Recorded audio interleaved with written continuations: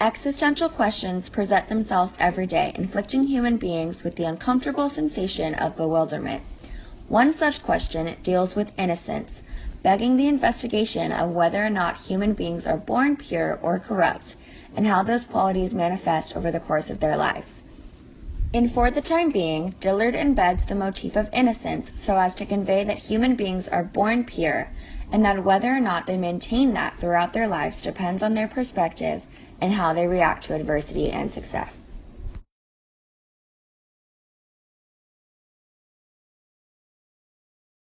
Dillard conveys through the motif of innocence that people are born pure. Purity and innocence at birth are important to the discussion of For the Time Being because For the Time Being talks about the relevance of human existence. Because the question of innocence at birth leads into questioning human nature and how humans are motivated by malicious or gracious intentions, it is important to talk about. In birth, a nurse describes a baby in the hospital as pleasant but easily distracted. Babies are born with no hate in their hearts, but only a sense of wonder and curiosity toward the world they have just joined. They seem pleasant because these babies are happy, with no pre-existing notions about events, people, or places in the world. They are easily distracted because of their curious nature, meaning they have pure intentions in discovering and learning about the world that they now live in. As well, Dillard demonstrates purity at birth on page 176 when she expresses the idea that the presence of the Creator is in each created thing. In most religions, it is a common and basic belief that God is the ultimate and supreme being. He is perfect, and He is the creator of the world. Because He created the world and those in it, they all have a little bit of Him in them.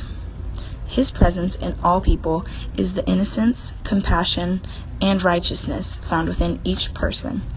Before any outside circumstances can change these qualities, they are the most pure. Therefore, at birth, before babies can have any sort of experiences, they are pure and full of innocence, which is important to the question of human nature that is explored in For the Time Being.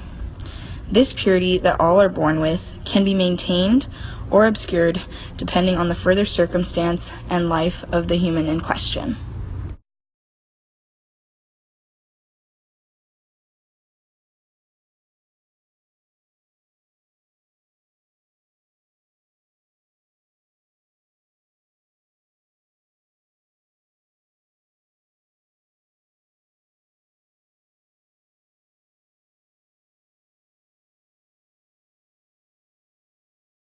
Some people maintain innocence throughout their lives, despite having faced hardship. We can assume it's fairly inevitable that each human will face adversity, and as they get older, the odds only go up. Innocence can translate into moments of genuine human connection. We see an example of this in Encounters. Pleased, he thanked me, and before wandering off, he looked at me significantly. So, his look said, we meet. So, in this queer, bare spot, home of nobody under the sky, two humans stand side by side to look at a crab. Contrary to the connotation of being grown up, these two adults found an innocent, pure joy in seeing a tiny creature. Innocence later in life can also show itself through committing kind acts. We see an example of this in the Israel section. When I looked away, I discovered, by triangulation and inference, that this old man had stuffed wrapped candy up his sleeves, great lots of candy, and was sneaking it all to the barefoot children. This man, no doubt having faced struggle, was kind to and promoted the young innocence of the children.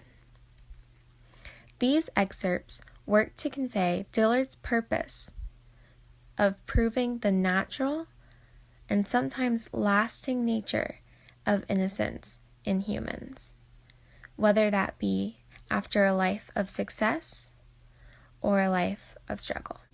Innocence can be understood to be in everyone and everything, but it is often, unfortunately, and easily overlooked due to the overwhelming amount of corruption in society. That being said, by saying that it is touching that Allah, God, and their ilk care when one ant dismembers another or note when a sparrow falls, Dillard portrays God as innocent. Typically, people view the death or destruction of a singular object as unfortunate, but better than a mass murder. This quote claims that to God, however, every person and everything, regardless of their connotation, is equally important.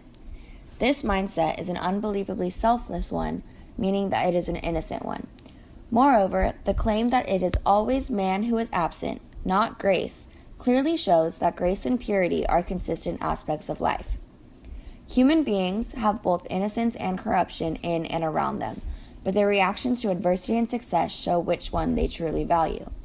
By stating that grace is always present, Dillard implies that it is man that walks away from it. While that sounds destructive and uninspiring, it adds value to those that stay with and depend on innocence because it shows how strong they really are while facing adversity. Furthermore, by explaining that it says in the Bible that to save a life is to save the entire world, Dillard further suggests that emphasizing each individual is as pure as emphasizing the masses. By emphasizing the masses, you demonstrate an appreciation for the people and society's ability to coexist. By emphasizing an individual, you demonstrate an appreciation for one specific person's beauty, something that is often overlooked and underappreciated. This particular viewpoint can be recognized as an innocent perspective because it is